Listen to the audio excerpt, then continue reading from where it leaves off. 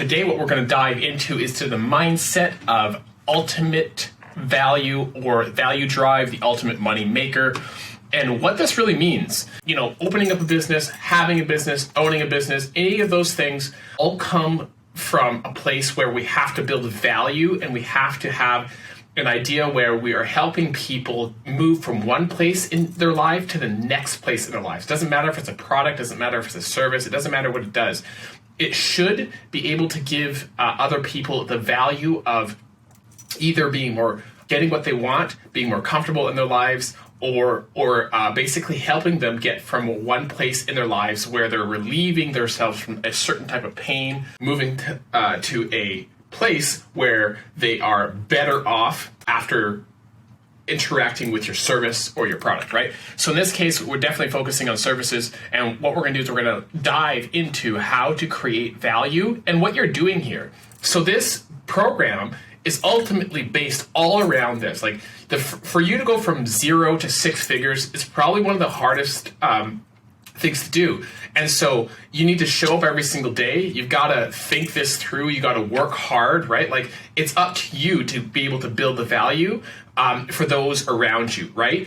And how do we do that? That's what we're going to learn a little bit about today and dive into this. So what is the mindset around building value? Let's dive into this. First, it's very important for you to understand that out there are hundreds and thousands and millions and even billions of people who are an ideal client for an ideal offer, right? And so what that really means is that there's a lot of people out there who have certain pains and desires right now that they want to be relieved, but they don't know how to get it done. So if you were to give them an offer or put an offer in front of them, they would see themselves owning that offer because they want to get out of the place of pain where they're currently at. So our ideal client is really somebody who has a problem that they can't solve, and the value is then created when there's an offer in front of them that helps them get to where they want. Now, that doesn't. So what marketing does is it gets people interested in your offer. It doesn't necessarily mean that they're going to buy it. It just means that they're interested. But what happens is when we do sell that, something wonderful happens when the more that your ideal client sees themselves owning or being a part of your offer, right? The better the offer comes and they see themselves owning it, the more value it's actually worth. The more value it's worth. So if it's a perfect fit, right? You can see it turns green. Then you can then charge even more for your offer if it's a perfect fit from your ideal client to your ideal offer, or to the offer that you're sending out. So let's just dive a little bit more into what kind of people or ideal clients we want. First, we're looking at what we call starving clients. We want starving clients, right? So there's this really simple story that's been around for ages around business, saying what would be a good way to start a business? The first thing is getting starving clients, right? So you could have two exact same, let's say, fast food joints side by side, and the one who can generate the most starving clients will be the one who wins. That's it, right? In fact, if the other one is even better, cheaper, faster, and has all these better, qualities, and one is not as good, yet the one that's not as good can identify their ideal client and the starving client and bring that starving client in, they will make more money, right? Why? Because the person who understands their ideal client's pains and understands what they feel and basically what their current situation is, will win. So let's take a look at this. An ideal client is a starving client. Do they have pain? Do they feel the need to change? Right? Change is uncomfortable. Good change is uncomfortable for human beings. Bad change is uncomfortable for human beings. People like to stay where they're at. So there has to be an amount of pain that gets them to take action. Second here, do they have money? Do they have access to cash? So if you're trying to help people who are living from paycheck to paycheck and they have zero cash at the end of every single paycheck, that's going to be very hard, right? They might have a lot of pain, but it's going to be very hard. Unless it's a very low ticket and you're helping them in some way, shape, or form, right? But even then, you know, that it becomes a volume game. You have to help a lot of people to be able to actually help them. And I'll go into that a little bit later, right? So group, do they congregate? Do these type of people congregate? So here, let's just think that we're focused on hockey moms, right? Like moms who take their kids out and to hockey, right? So do they have access to cash? Yeah, because if they're going to these sports for their kids, then clearly they're going to have money. Do they congregate? Absolutely. Do they have a pain? Yeah, like they want their sons or their daughters to be able to be the best, right? Is it a trending growth? Absolutely. You know, moms and dads always want to have their kids into some type of curricular activity, and as the population grows, there's always going to be a need for it as long as the population is growing, right? So second, starving children offer. So, starving children. Starving clients. Starving children. So the starving client. Also, now we have to build an offer about their current situation and give them a solution, right? So pain. Does this offer get rid of their pain? Is the money worth the, is it worth the transition of getting rid of that pain? In other words, here, so like, if I'm going to help you become the best business owner in a very short period of time, is the money worth it? And the answer is yes, right? Because if I can help you even make 5 times, 2 times more than what you were originally making in your business, then boom, like there's value created. Is it worth it? Is the money worth? Do you group around the people around you? Would they like this? And here's something that's really interesting, because see, what happens is in your offer, it should focus on helping your ideal client, your starving ideal client, get from one space to the next, right? So, and only one space to the next. So I have a smaller course. I can just use me for an example. I have a smaller course that just really helps you get from $0 to $10,000 a month in your business, right? Like, so would that be a lot? Awesome. I also have one who helps you get from 10,000 to like 40,000 or more a month. Now, if I put those two things together, it would just be too much, right? Like it would just be a huge course, and it'd almost be unbelievable for a lot of people. But it's possible. But they only see that as possible once they start making 10K a month or 7K a month. They're like, oh, I just made $7,000 this month, more than any paycheck that I've ever had, and I'm moving forward, right? And do their friends want something like that? In this case, yes, your friends would like to see that. That'd be awesome, right? So what if I said this? You know, I'm going to use hockey moms, right? Like if I told hockey moms, hey, instead of me helping you just get your son to the next level, we're going to help your son become the next Wayne Gretzky in 7 weeks, right? They're going to be like, that's really weird, right? Like, and if we could do that, their friends would be like, oh, like, because their friends all play with the kids. If we made them so good that they outshine all of their friends to the point that it's like, it's too much, they might get resented. They might not like that offer, right? Same thing as like, let's just say, I'm going to use moms again, but let's just say I'm helping moms make money. And then I tell her I'm going to help her get a Lamborghini, right? Like her friends would be like, why are you getting a Lamborghini? We can't relate to you anymore, right? So it's you have to make sure that what we're doing is we're focusing on one step that both appeals to them and appeals to the people around them. Why? Okay, because those groups, the people that they hang around with, they're going to determine whether this person's going to be successful to some type of degree. The closest 5 people you hang around with is going to determine who you're, where you're going to go in life. And that works for you, that works for me, that works for everybody. So So we have to keep that in mind when we're building out our offer. So last, growth. Does it solve a lot of problems? And I don't mean just like a lot of problems as in multiple problems, though that does help. It's just like, does it solve a lot of people's problems who are in the same space, right? So a lot of people don't know how to create value in their business. So, this solves that problem. So you're going to learn how to create an ideal client and an ideal offer for that person, and this needs to be done over and over and over again in your business and for others.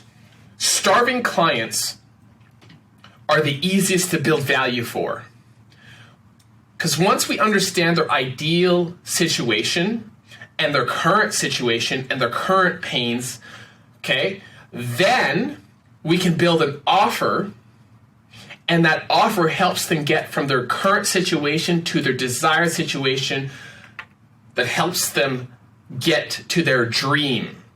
Now it's a dream come true for them. This is how value is built. And value right here, value is how we are able to exchange money. So for whatever reason, entrepreneurs often come into wanting to build a business, but they don't want to charge a lot. They're like, oh my gosh, what if it doesn't work or something like that? If it doesn't work, listen, there is no value. If you're afraid that it doesn't work, then what you need to do is you need to take a look and see if it fixes the pain points. And if you know that it fixes the pain point, then charge. And we'll talk a little bit about guarantees as well, because it's worth it for you to have a guarantee, right? Because value has an equation, and we're going to dive into that in a few seconds. Value has an equation, but value value allows you to exchange money. So we're not taking money from anybody. What we're doing is we're exchanging value. And you have to think of it that way. When you talk to people and you're helping them, for example, let's just say you're a coach or consultant and you're helping them with depression. If they're in their current situation, they're depressed, they don't want to be depressed anymore, and you're helping them, you start doing this coaching program. 3 weeks in, they're no longer depressed. Their current situation has gone from severely depressed to no longer being depressed. You have built value. It is worth an exchange for them. Okay? What makes us different is when our offer, and this is how we differentiate ourselves in the market, is when our offer, okay, doesn't have maybes. What I mean by that, you have a guarantee. You're guaranteeing results. I'll give you a good understanding. In the marketing space, it's a bloodbath. It's absolutely notorious for maybes. So in the marketing space, more often than not, marketers will be like, hey, hire me and we might get you some leads within the next 3 months, maybe. And they say, well, how much is it? It's $1,500 a month, and there's a good chance that we're going to get you some leads. Maybe. And the person has to fork up $1,500 a month for a possibility. The person who can differentiate themselves where they say, I guarantee you 100 leads a month after month 2 or your money back. That offer immediately has more value than a maybe. So when we go to the market and we do our research and we start to understand our ideal clients and we start to build out an offer, we want to get rid of all maybes. We want to make sure that our focus is on solving our ideal client's problem. How do we do this? How do we get rid of all these doubts? First, market research to generate ideas. And we're going to learn how to do that in this next 7 weeks, in the 7-week challenge that you're in.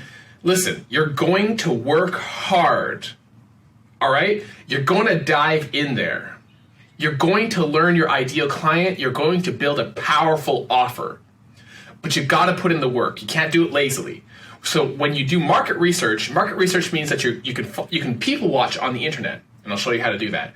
You can find the information that they're looking for, and I'll show you how to do that. And then you can interview people who are in your ideal market, which I'll show you how to do that as well. And when you do this, you gather this information, and you then know the value that you're able to bring to them because you understand their current situation and their pains. And then we turn those ideas and concepts into offers and an outline, and we refine that by niching down. We refine it, and we find more and more and more. And the more that they say, yes, I want this, yes, I want this, then we sell it. And if we sell it, we make money. And if we don't, then we take a look why they didn't take a hold of that offer. And there's only two reasons why they didn't take a hold of the offer, which is either your sales process or because your offer wasn't good enough. Okay? And a good offer is easy to sell. A good offer sells on ice. I'll say that again, a good offer sells on ice. So here we go. Let's move this around here. Why is niching down so important? Why do we want to make sure that as we're doing market research, as we are gathering information and building an offer, we are stripping things away that are not necessary? Because the closer that we get to our ideal client's pains, okay, the more that they'll be willing to give you money or information for it, the more that they're going to talk to their friends about it, and the more that people are going to realize that you are the expert in this area. So, what is an offer? This is it. I help my ideal client solve XYZ problem in a unique way to relieve their deepest fear and pain. And the more that I can do that, the more money I can charge. It's immoral for you to charge less. What happens is when you charge a very small amount, you destroy your market. And you cannot help your ideal client properly. Your clients, in fact, this is what will happen. I got 4 points here. 1, your clients don't buy as much if it's at a lower price. Your ideal client, I should say. So let's just fix that there. Your ideal client. Okay? Your ideal clients don't buy as much at a lower price. You decrease your value in their eyes because it's cheap. Cheap is not good. Okay? You attract freeple, people who are like, hey, how can I do this for free? Is there something that we can do, man? I need a discount. Okay? Which is cheaples. You could be selling something for very cheap. Let's just say you're selling it for $100, and that's, you know, and you're putting your life effort into it, and people are like, man, can I get 50% off? Do you have it's like you're attracting the wrong type of people. And you really repel what I call preples or premium people. This is actually taught to me by a mentor of mine. His name is Paul Getter. And he told me about this, and it just made a lot of sense. You attract the wrong people when you're cheap. You attract people who are trying to haggle you, and you repel the people that you actually want to serve. Last but not least, if you do get the people that you want to serve, if you're not charging properly, let's say your offer isn't totally perfect yet, you don't have the ability to treat your clients to fix mistakes. I'll give you an example of another mentor of mine. He charges roughly about $10,000 a month to do ads, and he guarantees that you're going to get everything. He's really good at what he does. And one month, they were really low on performance. Very, very low. So what he did was, he was like, hey guys, to his client, he's like, hey guys, we're not going to charge you for last month. Here's all your money back. We're just going to keep going. That's just due to the fact that we have low performance. And I think he sent them a gift as well. And so they're like, oh, okay, yeah, like, hey, thanks. They didn't even, they didn't complain, nothing. But they were thankful, and they are still with him till this day because of the honesty that was portrayed through being able to have the money to take care of them. I think he also took care of their ad spend, if I remember correctly. So, like, he went above and beyond. Like, if he didn't have the money to do it, he couldn't have done it, right? So it's easier to sell with a strong conviction than it is with skepticism. And when you charge a bigger amount, okay, then you are going to have you have to have a strong conviction. So if for whatever reason you need to drop your price to an insane level to make sure that you are certain, just because you need to make sure that your offer is working, fine. Do it once, do it twice, do a little test. Set that just aside as one test, and then you need to raise your price quickly. So when I start something new, I start it really small for the first person, one person. Boom, I get results, bam, I move up. And that's what it should look like, all right? Let's dive into the science of how to build value. This is what we call the value difference equation. So value is built like this.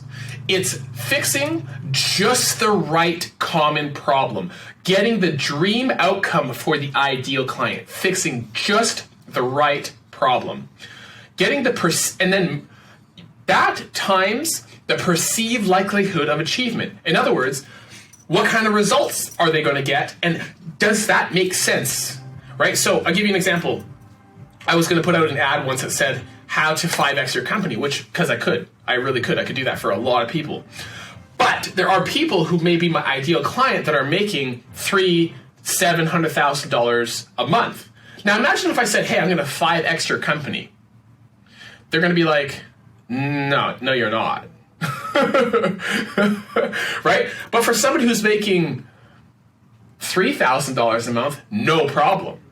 So you see how the perceived likelihood of achievement has to match your ideal client.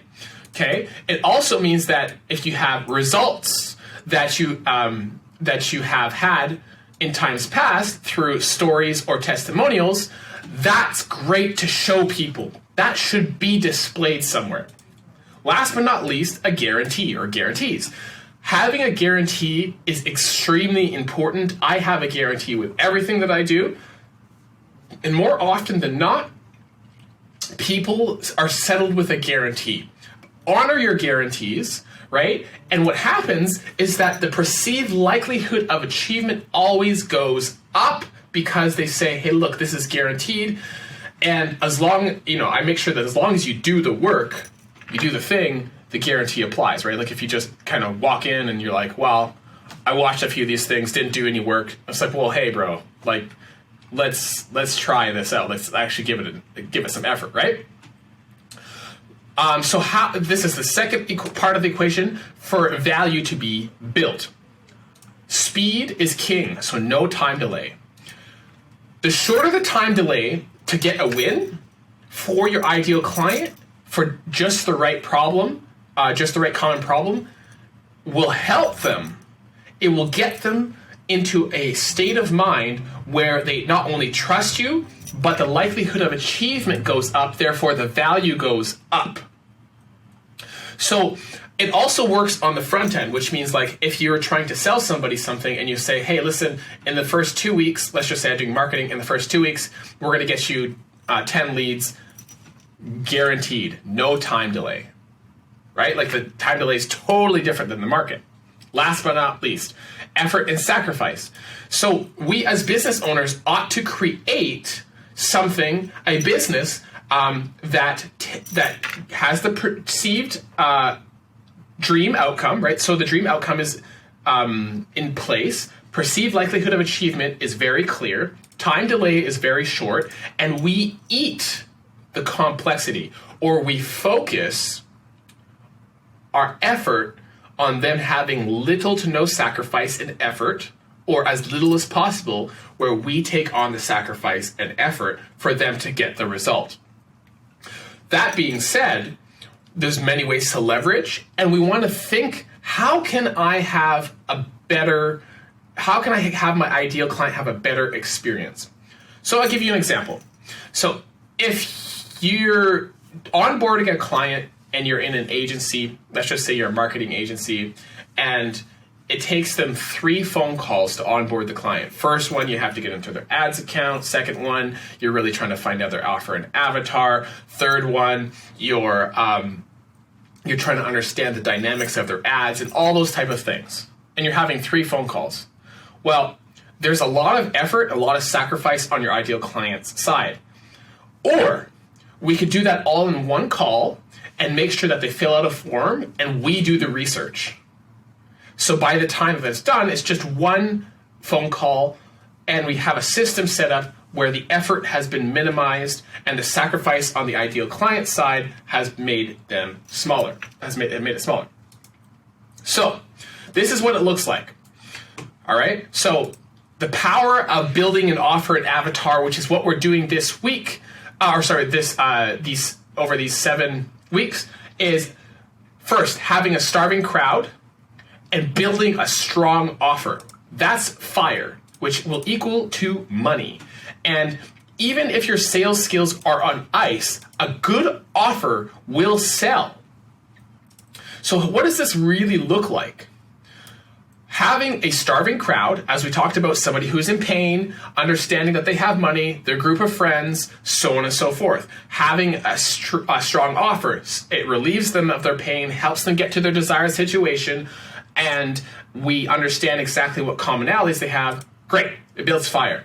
So this starving crowd must be willing to do the thing. So they have to have enough pain to be able to do the very thing that you're selling, right? Whether that is purchase, whether that is, put it on, it doesn't matter. Like, spend time with you. They have to be willing. There's going to be some sort of sacrifice, even though we're doing our best to minimize it. And the offer strength is what we were just talking about here. How strong is this equation? Because this then will allow them to see what they can have. If I were to simplify this, do equals have. And both of you must have the conviction that this is possible. So, what are we looking at here? This is what it looks like. This is what the challenge is about. We're going to identify our ideal client, their current situation through market research. We have an offer that we're going to build, their current situation.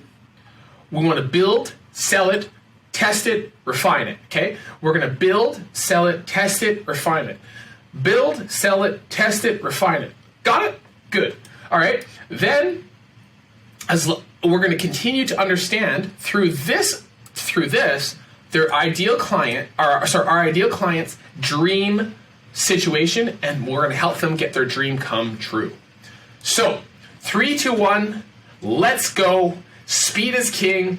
Jump right into understanding your offer and avatar, which is in the next section here. This is the right mindset. We're going to learn our ideal client. So let's dive into it.